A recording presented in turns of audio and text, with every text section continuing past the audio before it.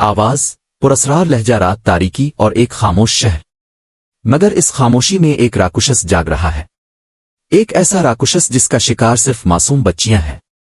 یہ کہانی ہے 2018 کی super hit Tamil psychological thriller کی۔ یہ کہانی ہے اروند کمار کی، ایک ایسا شخص جو فلم ساز بننے کا خواب دیکھتا ہے، لیکن اس کا جنون عام نہیں، اس کا جنون ہے نفسیاتی قاتل، سائیکوپیتھس۔ اس نے دنیا کے ہر سیریل کلر پر تحقیق کی، ان کے ترواردات کو سمجھا، ایک تفصیلی سکرپٹ بھی لکھا، مگر اس کی فلم کو کوئی پروڈیوسر نہ ملا۔ زندگی کا جبر اسے خوابوں کی دنیا سے نکال کر حقیقت میں لاتا ہے، اور اپنے والد کی موت کے بعد اروند مجبوری میں پولیس سب انسپکٹر بن جاتا ہے۔ سیریل کلر کی آمد اور اروند کی بصیرت۔ آواز اوسط رفتار معلومات فراہم کرنے والا، اس سے پہلے کہ اروند اپنے نئے رول میں مکمل طور پر ایڈجسٹ ہو پائے، شہر میں ہولناکی پھیل جاتی ہے۔ ایک 15 سالہ سکولی طالبہ کو بے دردی سے قتل کر دیا جاتا ہے، اور اس قتل میں ایک خاص انداز پایا جاتا ہے۔ اروند فوراً سمجھ جاتا ہے کہ یہ ایک عام قتل نہیں، یہ ایک سیریل کلر کا کام ہے۔ مقتولہ کی لاش کے پاس ہمیشہ ایک مسخ شدہ گڑیا، میوٹیٹڈ ڈال، ملتی ہے۔ اروند اپنی پرانی ریسرچ فائلوں کو کھولتا ہے۔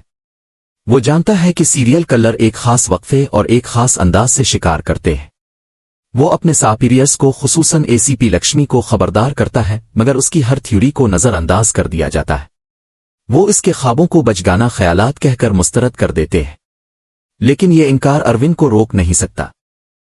ذاتی صدمہ اور تحقیقات کی شدت۔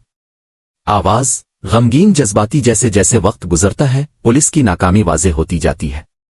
قاتل ایک کے بعد ایک سکولی لڑکی کو اسی خوفناک انداز میں مارتا رہتا ہے، اور پھر ایک ایسا واقعہ ہوتا ہے جو اروند کی کمر توڑ دیتا ہے۔ قاتل اروند کی اپنی پیاری بھانجی امو کو اغوا کر لیتا ہے۔ آواز آہستہ دکھ بھرا، اروند سب کچھ داؤ پر لگا دیتا ہے۔ وہ دیوانوں کی طرح امو کو ڈھونڈتا ہے، مگر بہت دیر ہو چکی ہوتی ہے۔ اس کی بھانجی کی لاش اسے اسی مسخ شدہ گڑیا کے ساتھ ملتی ہے۔ یہ نقصان ذاتی تھا، انتہائی شدید تھا۔ وہ معطل ہو جاتا ہے، لیکن وہ اب بھی اس راکشس کے پیچھے پڑا ہے۔ انتقام کی آگ اسے سرکاری ڈیوٹی سے زیادہ طاقت دیتی ہے۔ آواز رفتار میں اضافہ، سراغ لگانے والا اروند کی تحقیق اسے ایک بہت ہی اہم سراغ تک لے جاتی ہے، پیانو کی ایک خاص دھن، پیانو ٹون، اور شہر کے سکولوں میں ہونے والے جادو کے شو، میجک شوز۔ وہ جانتا ہے کہ قاتل نے تمام مقتولین کے سکولوں میں اینابیلا جیورج نامی ایک جادوگرنی کے روپ میں پرفارم کیا تھا۔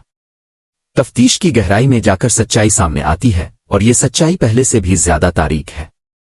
آواز حیرت انگیز انکشاف کا لہجہ، اینابیلا دراصل میری فرنانڈس ہے، اور یہ سیریل کلر کوئی عورت نہیں بلکہ اس کا بیٹا کرسٹوفر ہے۔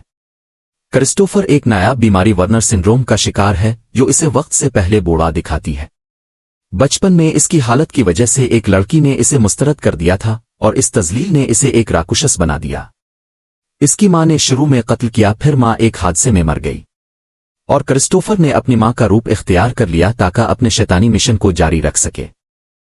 کرسٹوفر کو پتہ چل جاتا ہے کہ اروند اس کے قریب پہنچ چکا ہے۔ اپنی جان بچانے کے لیے وہ اروند سے جاڑ ایک اور معصوم بچی کائل کو اغوا کر لیتا ہے۔ اب وقت ہے آخری مقابلہ کا۔ اروند ایک خوفناک اور سنسنی خیز تصادم میں کرسٹوفر کا پیچھا کرتا ہے۔